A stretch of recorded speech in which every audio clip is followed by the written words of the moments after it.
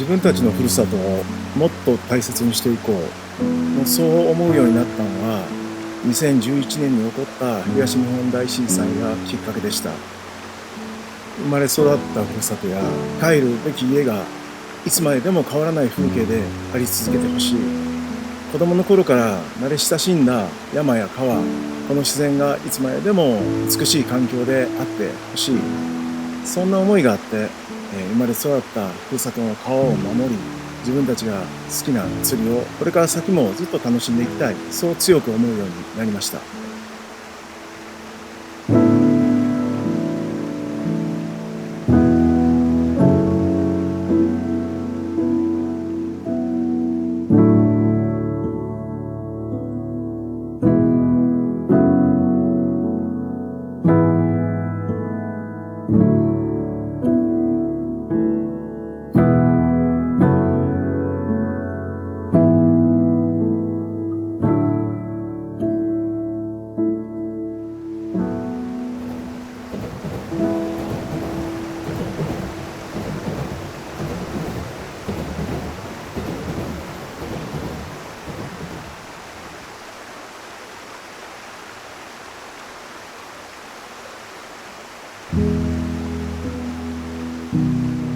昔はこんなのどかな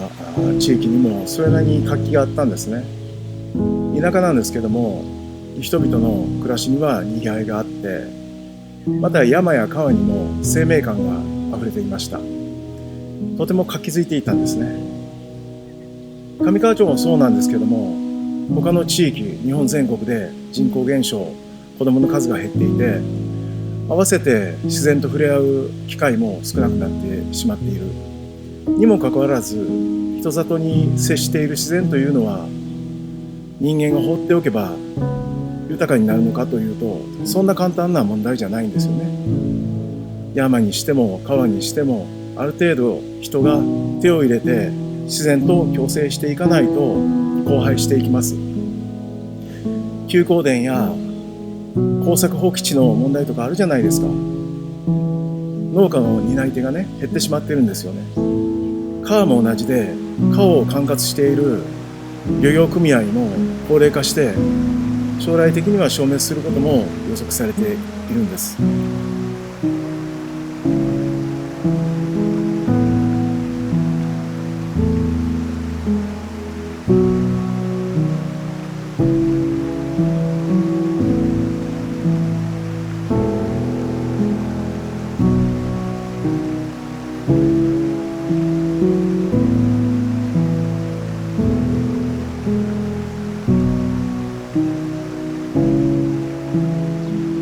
だからこそ、これまでのように単に消費するだけの釣りをするんじゃなくて、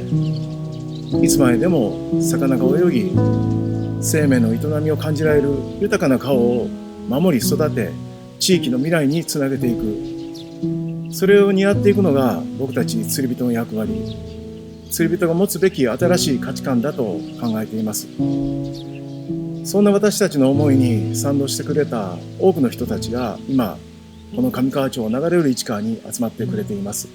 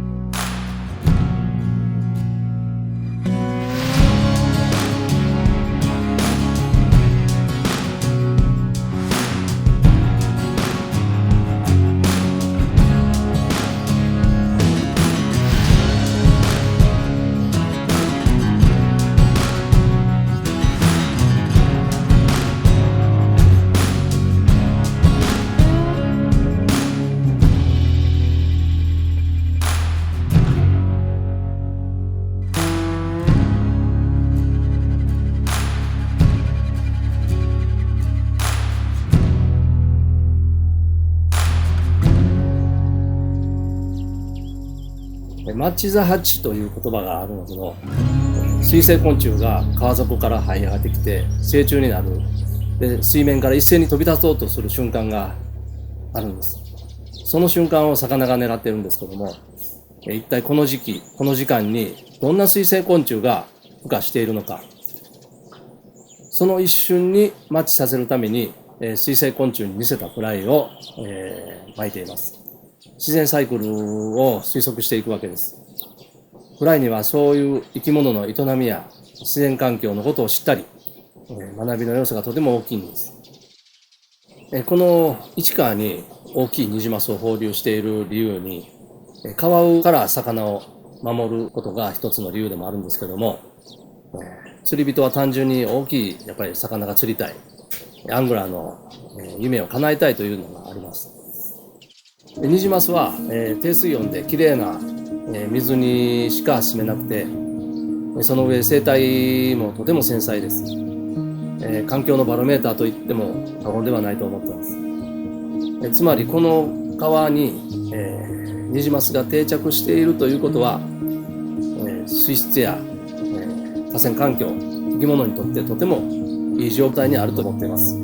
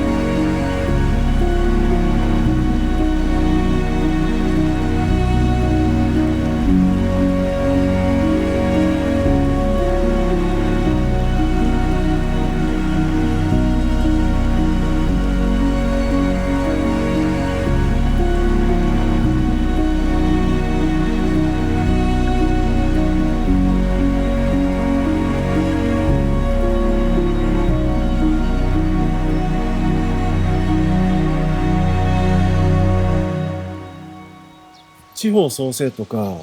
地域イノベーションとか言われてもうだいぶ経つんですけども、こういうのって経済効果をね前提に企画されていることが多いんですよね。 B 級グルメやったりゆるキャラグランプリなんかね。私たちも釣り場作りや川の清掃以外にも体験イベントやアウトドアイベントをやったりもするんですけども、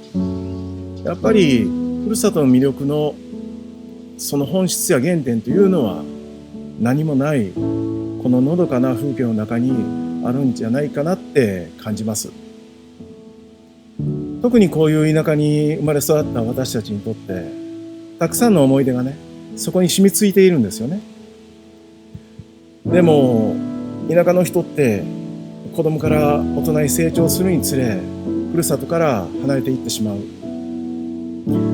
でも年を取るにつれてそののどかで懐かしい風景を見た時、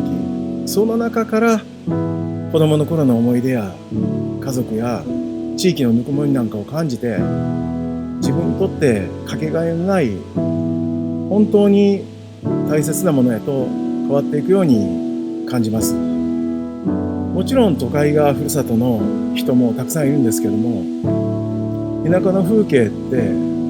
どっか懐かしく感じたりしますよね。だからこそいつまででも美しく豊かで、それでいて人のぬくもりを感じることができる